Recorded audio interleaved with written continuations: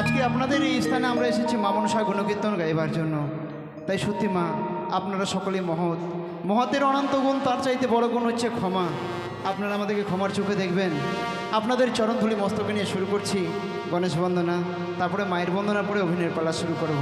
তাই শুরু করছি গণেশ বন্দনা। অরস্তি মাতা নাগ ভগ্নি বাসুকি কথা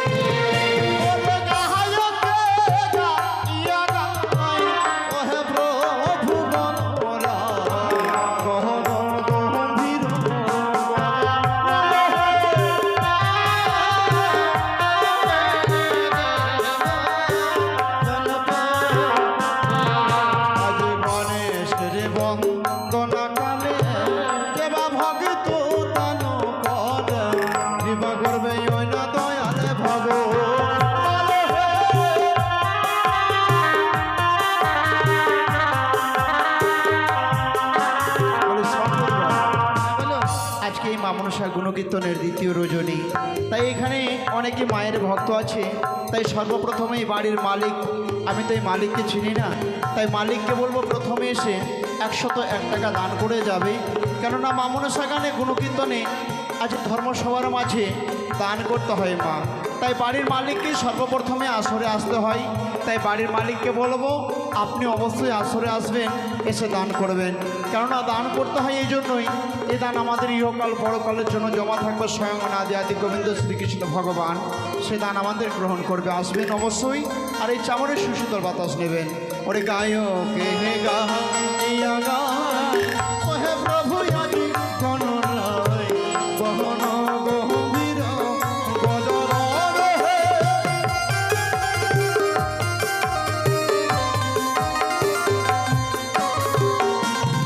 ওই আবার যে করতে দান সে পূর্ণ হবা, শাস্ত্রে রয়েছে প্রমাণ, কৃপা করবে অগদয়ালে ভগবান হে।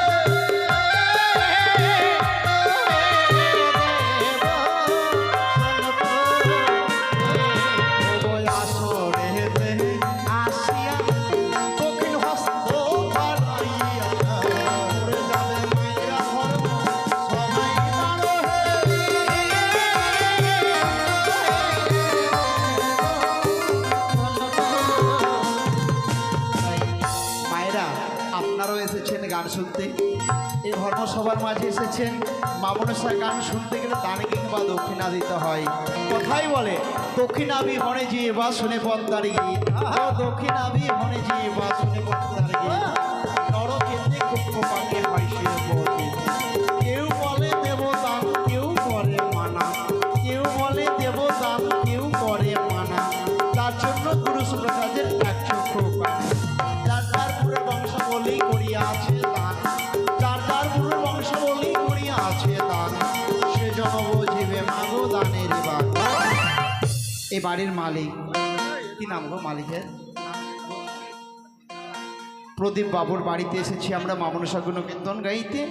100 টাকা করেছে দান, তৎসহ দক্ষিণা দেন। সত্যি আজকে এই ধর্মসভার মাঝে 100 টাকা করে গেছে দান, দেবার মতো কিছু নেই। হস্তে আছে এই কপিলা গাবের পুজো দিকে আরেক দিদি আসরে এসে 100 টাকা মুক্ত হস্তে করে গেছে দান। সত্যি আজকে মায়ের ভক্ত আসরে এসে করে গেছে দান, তাই দেবার মতো কিছু নেই। আমি মঙ্গলময়ী মায়ের কাছে বলবো, গো মঙ্গলময়ী মা, চতুর্ভুজার ত্রিনয়নী মা, যে মা মনসা আজ বিশ্ব চরাচারে সকলের গৃহে আজ এই মা মনসা পুজো সকলের ঘরে হয়, তাই আমি এই মা মনসার পুজো আমিও করি মা, তাই আপনারা সকলেই পুজো করেন। সত্যি নাক ভয় থেকে যেন মায়েরা দূরে থাকে। এদিকে এক শিশু ভক্ত মুক্ত হস্তে 20 টাকা করে গেছে দান। এদিকে আরেক দাদা সেও এসে করে গেছে 10 টাকা দান। ধন্য ধন্য দাদার ছেলে দান করে গেল সভাস্থলে। চন্দ্র তারা সূর্য তার ঘরে যেন চকচক করে জ্বলে। মা মনসা কৃপা বলে ধনলক্ষ্মী ভাণ্ডার পরিপূর্ণ হয়ে থাক। এই চামড়ের সুশীতল বাতাস নিয়ে ছোটোখাটো রোগ ব্যাধি থেকে যেন তারা মুক্তি পায়, এ শুধু মায়ের কাছে বলি। তাই আপনারা আসবেন, এই চামড়ে বাতাস নেবেন। এই চামড়ে বাতাস নেওয়া ভালো মা, এই চামড়ে বাতাস নিলে ছোটোখাটো রোগ ব্যাধি থেকে মুক্তি পাওয়া যায়। আর এই দান করলে কি হয়? এই দান স্বয়ং অনাদি আদি গোবিন্দ শ্রীকৃষ্ণ ভগবান, যিনি আমাদের বিশ্ব ব্রহ্মাণ্ডে বসে আছেন, যিনি আমাদেরকে পরিচালনা করাচ্ছেন, যিনি আমাদেরকে শ্বাস প্রশ্বাস নিয়ে সব কিছুতেই আমাদের লিপ্ত রয়েছেন, সে গোবিন্দ আমাদের কৃপা করবে মা। আমরা যখন মরে যাব, গোবিন্দ আমাদের সেই দান গ্রহণ করে আমাদেরকে ভবপারে কান্ডারি সেজে আমাদের পার করে নিয়ে যাবে। এটা হচ্ছে আমাদের পারের করি। তাই এই পারের করি যদি আমরা ধর্মসভার মাঝে দান করি, আমাদের দান কখনো বিফলে যাবে না। আসবেন, মুক্ত হস্তে আপনারা করে যাবেন দান। জানি দান তার পূর্ণ শাস্ত্রের বচন হেন, আমি গায়ক কি বলিতে পারি হে।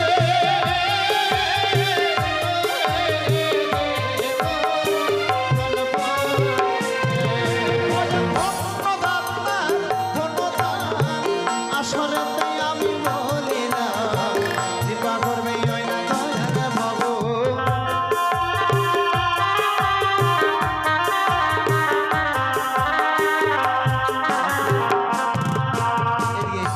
এক বাবাজি আসরে এসে 10 টাকা মুক্ত হস্তে করে গেছে দান। এদিকে এক এক করে মায়েরা সকলেই এসে দান করে গেছে, দেবার মতো কিছু নেই। আমি মায়েদের চরণে জানাই শত সহস্র কোটি প্রণাম। মায়েরা যেন ভালো থাকে এবং গোবিন্দের যেন চরণ দর্শন পাই। স্বয়ং দিদি গোবিন্দ শ্রীকৃষ্ণ ভগবান ভবপারের কাণ্ডারি সেজে যেন সকলকে আমাদের পার করে নিয়ে যায়। ধন্যবাদ, তার ধন্যবাদ। আসরেতে বলিলাম, কৃপা করবে দয়াল ভগবান।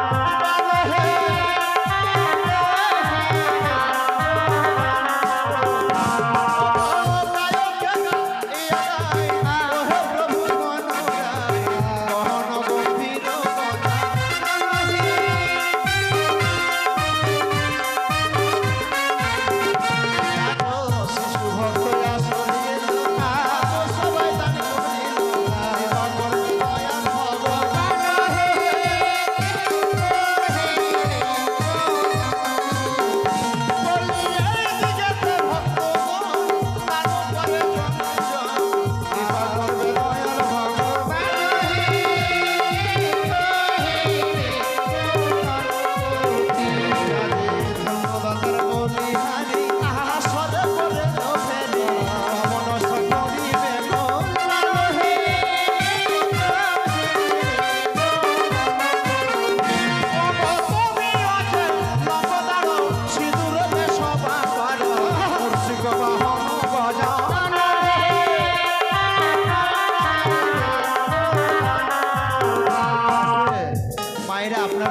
আসুন, দান করবেন। লজ্জা ঘৃণা ভয় তিন থাকতে গোবিন্দ নয়। প্রয়োজন বোধে আমাকে ডাকবেন, আমি যাব আপনাদের কাছে, চামড়ে বাতাস দেবো আর আপনাদের কাছ থেকে দান নিয়ে গায়ে আসবো। গোসাই, হ্যাঁ। আমার মনে হয় আপনাকেই যেতে হবে। অবশ্যই মায়েরা কেউ আছেন, আমায় ডাকবেন, আমি যাব, চিন্তা করবেন না, আমি গিয়ে আপনাদের কাছ থেকে দান নিয়ে আসবো। বলি এই দিকে ভক্ত গহ